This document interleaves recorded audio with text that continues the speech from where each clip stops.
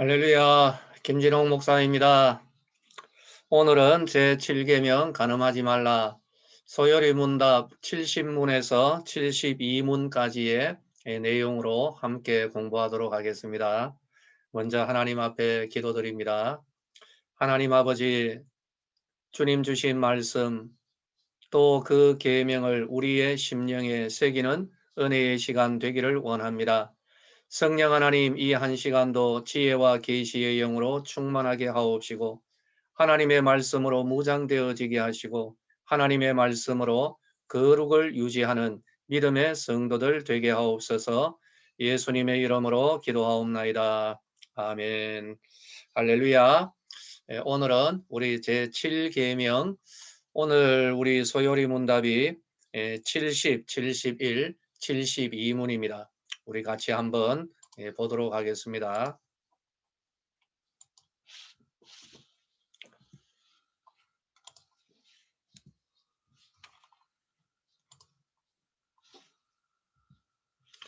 자, 제70문 7계명이 무엇인가?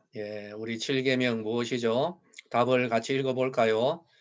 제7계명은 간음하지 말라 하신 것이다. 간음하지 말라고 계명으로 우리에게 말씀하시고 우리에게 지시를 하셨습니다. 제71문 제7계명이 명하는 것은 무엇인가? 무엇입니까? 답을 읽어볼까요? 제7계명이 명하는 것은 생각과 말과 행동으로 우리와 및 이웃의 정조를 보존하라 하는 것이다.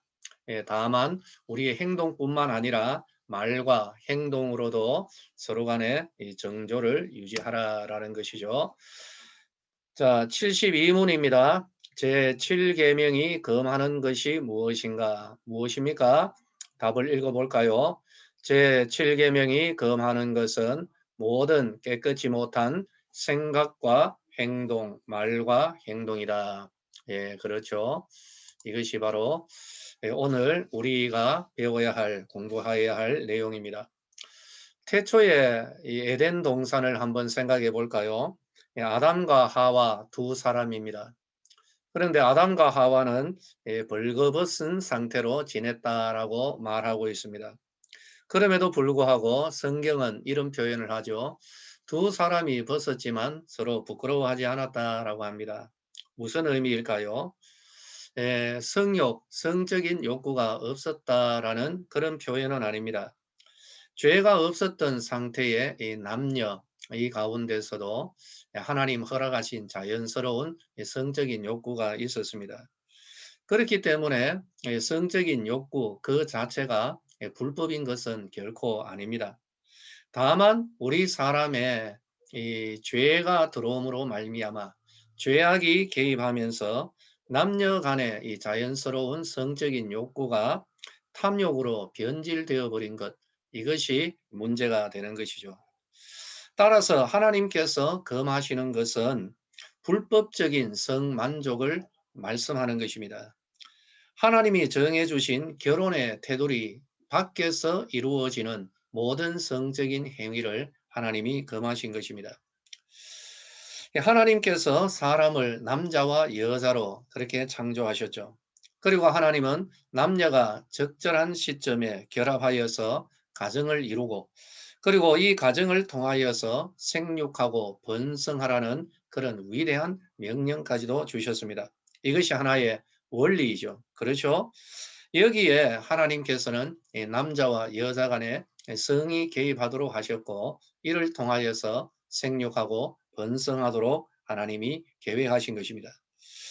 그리고 이를 위하여 결혼이라는 그 제도를 하나님이 주셨죠. 여러분, 아담과 하와 이 두 사람이 가정을 이루는 이 최초의 가정. 그런데 하나님이 바로 그 두 사람의 중매를 쓰셨다라는 사실을 우리는 잊지 말아야 할 것입니다. 결혼에는 서로 간에 의무가 있습니다. 사랑과 성실이죠. 남편은 아내를 자기보다 더 귀하게 이렇게 여겨주고 보호해 주어야 됩니다. 그리고 아내는 남편을 믿고 따라주며 존중해 주어야 되죠. 두 사람 간의 공통적인 것은 사랑입니다. 이 사랑은 육체의 하나됨을 또 전제하고 있죠. 그리고 이 결혼은 남녀 간의 남편과 부부 간의 하나의 거룩한 약속이기 때문에 서로 간의 그 약속, 그 약속에는 성적인 정조 또한 포함이 되는 것입니다. 하나님께서 주신 제7계명은 우리 자신과 우리 이웃, 나뿐만 아니라 내 옆에 살아가는, 그죠? 내 옆집에 살아가는 이웃의 순결까지도 보존해 주어라라는 그런 명령입니다. 그래서 우리는 나뿐만 아니라 내 이웃, 이 사회, 내 주변의 모든 이웃의 그런 정조까지도 존중하고 지켜주어야 할 의무를 가집니다. 그런데 하나님께서 이 7계명, 계명으로서까지 간음하지 말라고 하신 이유가 있습니다. 그 이유가 뭘까요?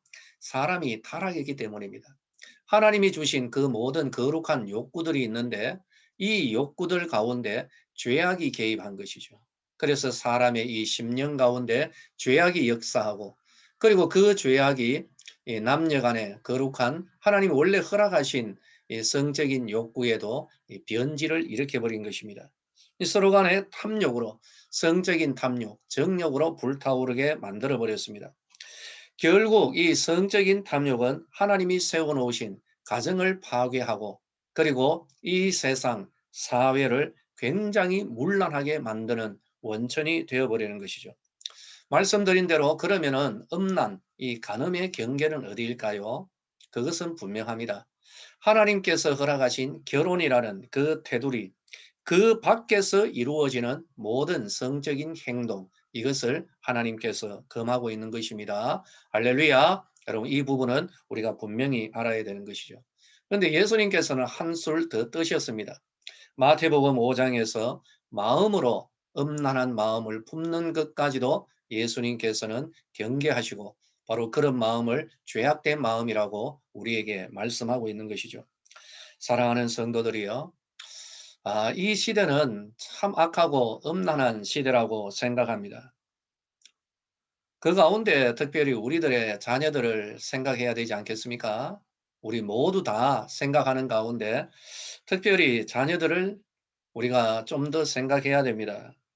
우리들의 자녀들이 성적인 자극, 이 자극이 이거 뭐 보통이 아닙니다.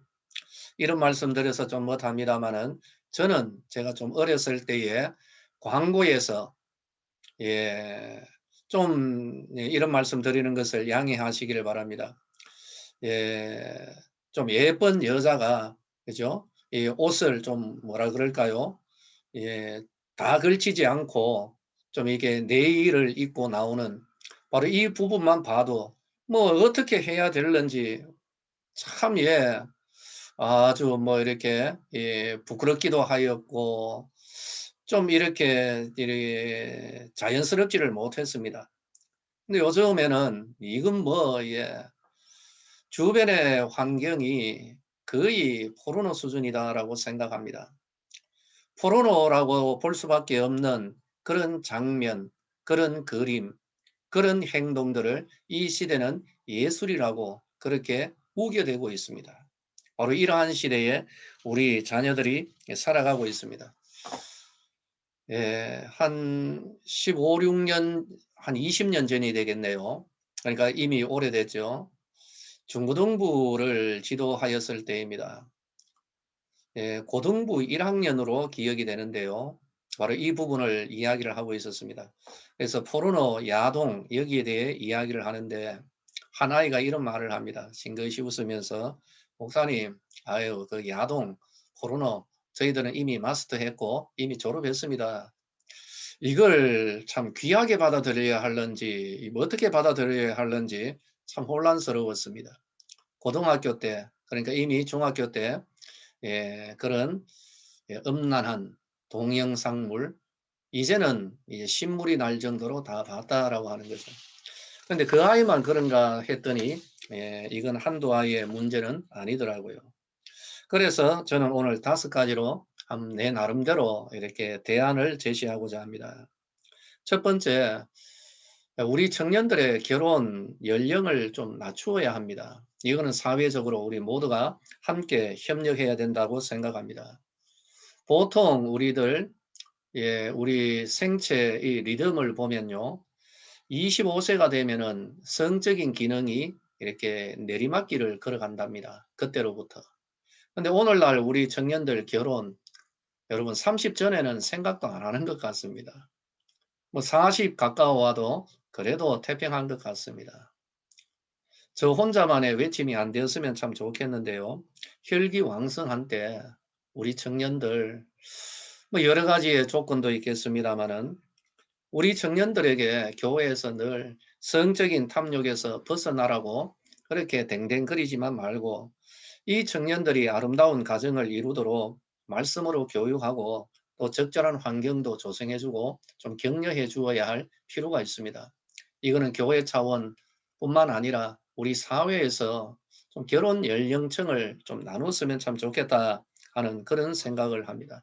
무조건 하지 말라 하는 것이 아니라 결혼이라는 이 귀하고 복된 하나님 허락하신 그 울타리, 이 울타리 좀 혈기왕성한 때 바로 그 은혜를 누릴 수 있도록 우리가 힘써 주어야 하는 것이죠. 그리고 두 번째로 이 음란은 무조건 여러분 한번 따라 하시기 바랍니다. 무조건 피하여야 된다. 예. 음란은 무조건 피해라는 것입니다.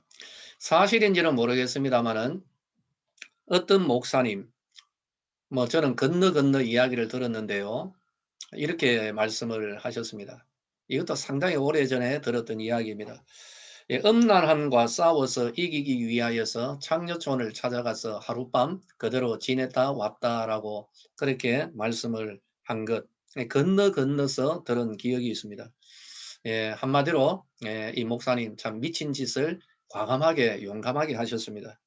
다윗과 요셉을 대조해야 됩니다. 여러분, 요셉은 보디발의 아내가 성적으로 날마다 유혹했습니다. 한번 생각해 보십시오. 이 혈기왕성한 때 이 보디발의 아내, 세속의 권력을 가진 보디발입니다. 그러면 그 아내도 여러분 절세 미인이었겠죠. 그냥 그 미인이 좀 아주 야한 옷도 입고 아무도 없는 그 상태에서 요셉을 날마다 유혹을 했습니다. 그때 요셉은 어떻게 합니까? 그 현장에서 도망친 것입니다. 음란을 피하라. 바로 그렇게 이야기를 하는 거죠. 성적인 유혹이 있는 자리는 피해야 됩니다. 우리 성도님들 성적인 유혹, 자극이 있는 그 자리를 피하시기를 바랍니다. 이길 장사가 없다. 성적인 유혹에는 이길 장사가 없다라는 것이 정설입니다. 피하시기를 바랍니다. 다윗은 밧세바의 목욕 그 장면을 보고 이걸 피한 것이 아니라 그 마음에 품어버렸습니다. 그래서 사달이 일어난 것이죠. 음란은 피하여야 하는 것입니다. 세 번째로 우리들의 영혼 가운데 하나님의 말씀이 경계가 있어야 됩니다. 경계를 써야 됩니다. 이런 말이 있죠. 이거는 맞습니다. 이북에서 전투기 한 대가 뜨면 남한의 우리나라도 전투기 한 대를 띄웁니다. 이 전투기 10대가 뜨면은 우리 대한민국에서도 전투기 10대를 띄웁니다. 그래서 이북에 그 전투기가 함부로 내려오지를 못하는 거죠. 우리의 마음도 마찬가지입니다. 음란한 마음이 우리 마음 가운데 들어올 때에 바로 그때에 하나님의 말씀으로 이 음란한 마음, 정욕을 우리가 물리쳐야 되는 것이죠. 시편 119편 9절에 청년이 무엇으로 그의 행동을 거룩하게 하겠습니까? 깨끗하게 하겠습니까? 하나님의 말씀으로 거룩하게 지킬 것을 말씀하고 있는 것입니다. 네 번째로 우리 성도님들, 우리 청년들이 이 음란함, 성적인 유혹에 넘어질 때가 있습니다. 바로 그때에 우리는 어떻게 할 것인가? 책망만 하지 말고 나무라지만 말고 이 청년들이 다시 일어설 수 있도록 다시 힘을 주고 격려도 해야 되는 것이죠. 격려만 하는 것이 아니라 위로만 하는 것이 아니라 위로 이전에 네가 한 행동은 잘못되었다.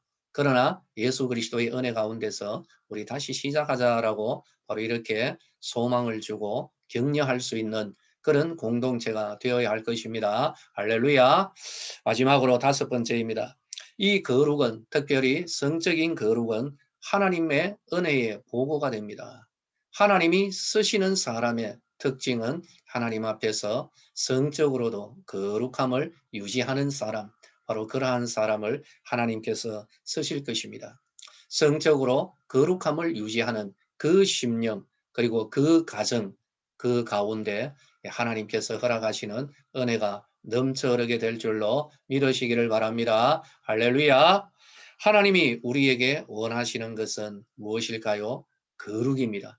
그 거룩 가운데 성적인 거룩을 성령의 은혜 가운데 유지하는 우리 모든 성도님들 되시기를 예수님의 이름으로 축원합니다. 할렐루야. 자, 오늘 또 우리 함께 같이 볼까요?